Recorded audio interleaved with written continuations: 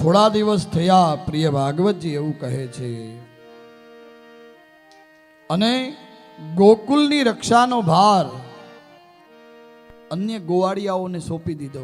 આપણે કહીએ ને જેને ઉપગોપ ગોપ કહીએ, આપણે ઉપમુખ્યમંત્રી હોય ને એવા ગોકુળમાં હતા. એને બધાને કીધું કે હું કંસને વાર્ષિક કર દેવા માટે જાઉં છું, તમે ગોકુળનું ધ્યાન રાખજો. અને એ જ સમયે કંસ મળ્યા છે. અહીંયા કંસને મળ્યા છે નંદ બાવા. નંદ બાવાને કંસે વધામણી આપી છે. પ્રિય ભાગવતજી એવું કહે છે, વસુદેવજીને મળ્યા છે, ખૂબ દુઃખ વ્યક્ત કર્યું છે. તમારા 6 બાળકોને દુષ્ટ કંસે મારી નાખ્યા. પણ વસુદેવજી પોતાનું દુઃખ છુપાવે છે અને શું કહે કે તમારે ત્યાં વૃદ્ધાવસ્થામાં લાલનનો જન્મ થયો ને એને મને આનંદ છે. એમ નથી કહેતા કે લાલો મારો છે, હું મૂકી ગયો એવું નથી કહેતા. એનો મને આનંદ છે. અને બસ એ વાતો કરતા કરતા વસુદેવજી એમ કહે છે કે તમે આ કંસને ઓળખતા નથી, બસ તમે કર આપી દીધો તો જાઓ ગોકુળમાં પાછા. આવું વસુદેવજી કહે છે. આ તરફ ગોકુળમાં પૂતના આવી છે અને સુખદેવજી મહારાજ પરીક્ષિતને કહે છે, કંસેન પ્રહિતા ઘોરા પૂતના બાલ ઘાતિની શિશુશ્ચાર નિઘ્નન્તે પુરગ્રામ પ્રજાદિષુ. શ્રાવણ વદ 14ના દિવસે પૂતના આવી છે. પ્રિય ભાગવતજી એવું કહે છે, વાલા કુટુંબીજનો, 14ના દિવસે પૂતના આવી છે. અસંખ્ય બાળકોને મારતી મારતી આવી છે. અને એ પૂતના કેવી છે તો કે આકાશ માર્ગે વિચરનારી છે. જેમ નારદજીએ શું કીધું તું ધ્રુવજીને કે 7 દિવસ સુધી જો હું તને આપું એ મંત્રનો તું જપ કર તો તને આકાશ વિહારી ખેચરોના દર્શન થાય. એનો મતલબ એ વાત અહીંયા મળે છે કે આકાશમાં કાંઈ કોઈ વિચરે છે ખરું, પણ આ તો પૂતના છે, રાક્ષસી છે. આકાશ માર્ગે વિચરનારી, અને બતાવ્યું છે ઈચ્છા અનુસાર પોતાનું રૂપ ધારણ કરનારી ગોકુલમાં આવી છે. અને આ કોણે મોકલી છે? કંસે. કંસેન પ્રહિતા ઘોરા, કંસે મોકલેલી છે.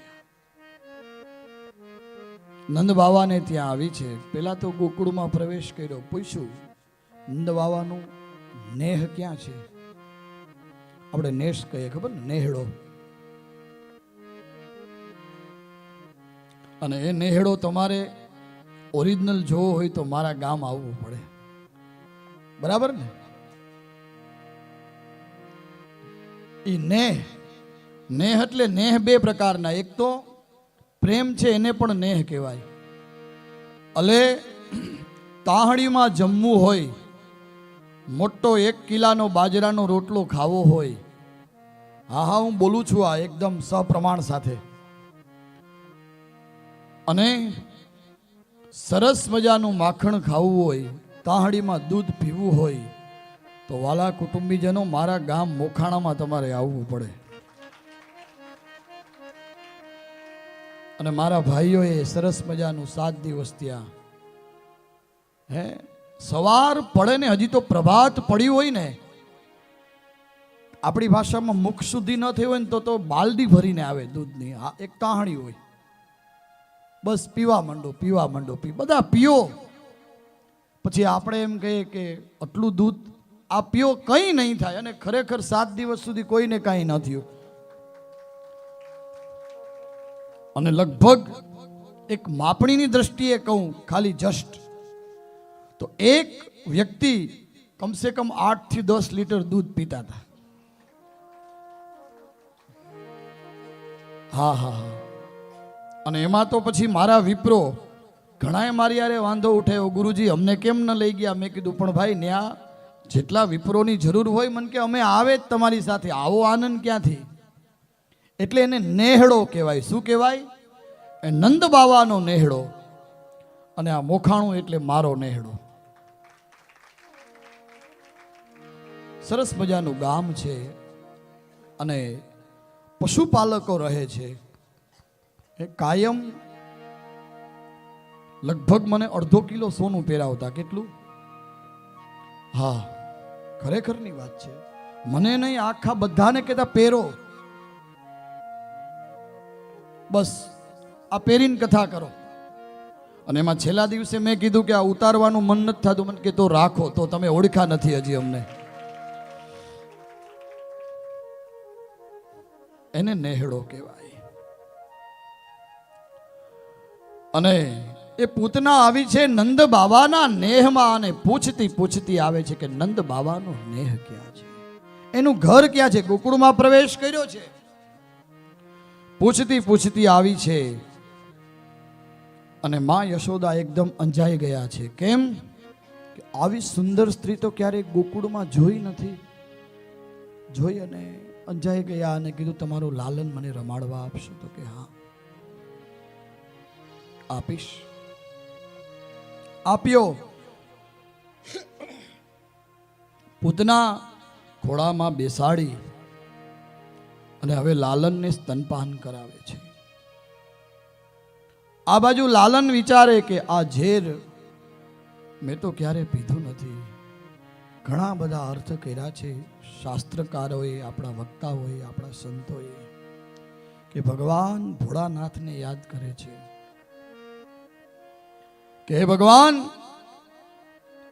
મને તો ઝેર પીતા આવડતું નથી, હવે મારે તો માખણ ખાવાનું છે, એટલે આ હું જે કાંઈ પીઉં છું એમાં મારી રક્ષા કરજો, અથવા તો તમે પી જજો, તમે ધારણ કરી લેજો.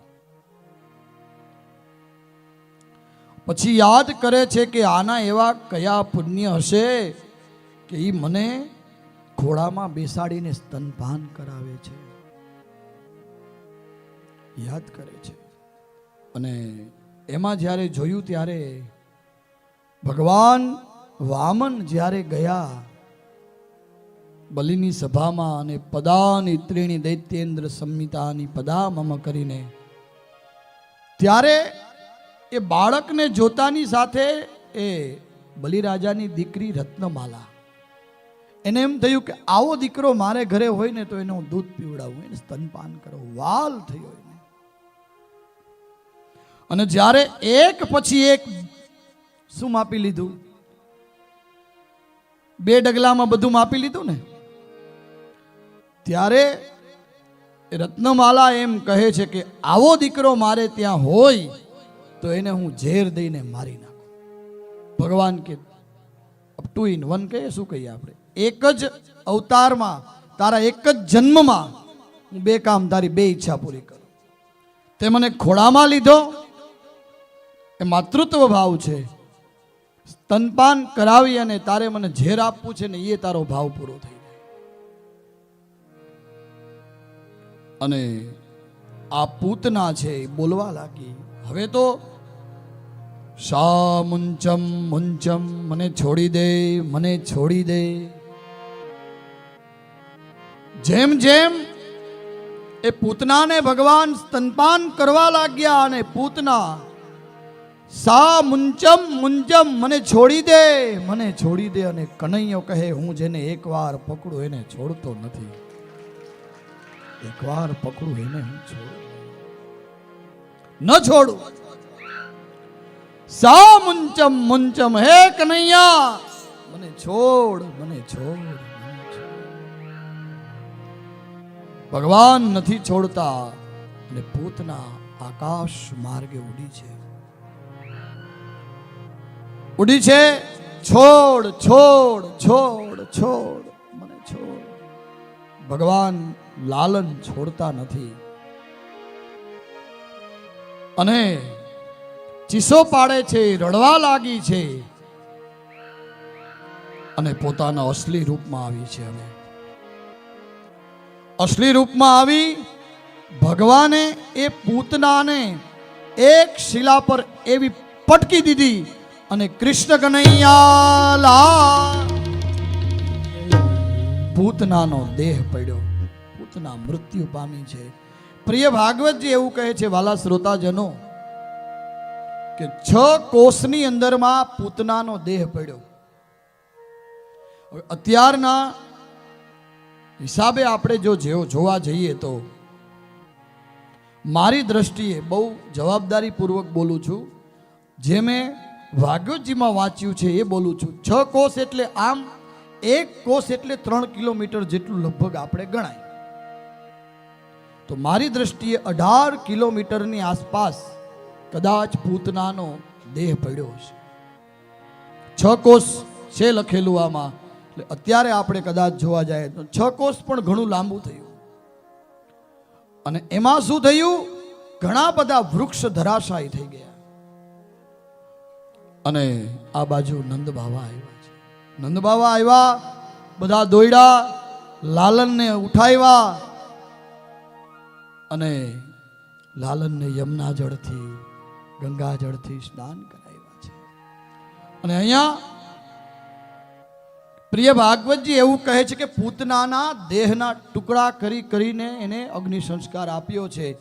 અને પૂતનાના દેહમાંથી કોઈ દુર્ગંધ નથી આવતી, સુગંધ આવી રહી છે. સમજાય ને? શું કીધું તું પહેલા દિવસે? સંત ચટકો લાગ્યા વિના. કોનો ચટકો લાગી ગયો? આને સ્પર્શ કોનો થયો? કૃષ્ણનો થયો. એક સ્પર્શ થયો તો એ રાક્ષસીના દેહમાંથી પણ સુગંધ આવવા લાગી. સરસ મજાની સુગંધ આવી રહી છે.